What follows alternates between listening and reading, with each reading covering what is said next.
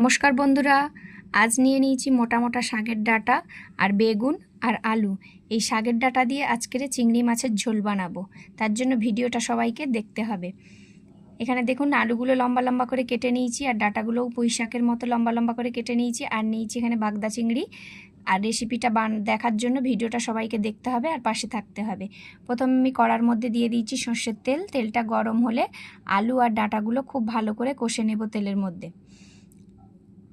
আলু আর ডাঁটাটা খুব ভালো করে কষে নেওয়ার পরে তারপরেই বেগুনটা দেব, কারণ বেগুন আগের থেকে দিলে বেগুনটা গলে যাবে। খানিকক্ষণ কষার পরে বেগুনটা দেব। বেগুনটা দিয়ে 2-4 মিনিট ভাজার পরে এবার দিয়ে দেব উপর থেকে নুন, হলুদ গুঁড়ো। হলুদ আর নুন দিয়ে আবারও 5 মিনিট খুব ভালো করে কষিয়ে নেব সবজিটা।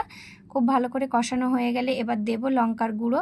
2 চামচ মতো লঙ্কার গুঁড়ো দিচ্ছি। লঙ্কার গুঁড়োটা দিয়ে আবারও খুব ভালো করে নেড়ে চেড়ে এবার জল দিয়ে দেব।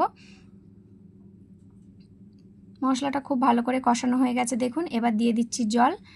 জলটা দেওয়ার পরে এটা 10 মিনিট মতো রান্না করে নেব, যতক্ষণ না সবজিটা সেদ্ধ হচ্ছে। দেখুন সমস্ত সবজি সেদ্ধ হয়ে গেছে। এবার আমি নামিয়ে নিয়েছি। এবার চিংড়িগুলো ভেজে নেব। তার জন্য কড়াটার মধ্যে দিয়ে দিলাম সর্ষের তেল, দিয়ে চিংড়িগুলো একটু নুন আর হলুদ দিয়ে ভেজে নিচ্ছি।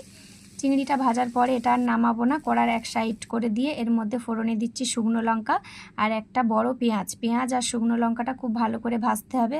যতক্ষণ না পেঁয়াজের রং বাদামি হচ্ছে ততক্ষণ এটা ভাজতে হবে। বাদামি রং হয়ে গেলেই তরকারিটা এবার ফোড়ন দিয়ে দেব। এবার দিয়ে দিচ্ছি 2 চামচ মতো জিরে গুঁড়ো। খুব ভালো করে ফুটে ঝোল গা মাখা হলেই নামিয়ে নিতে হবে।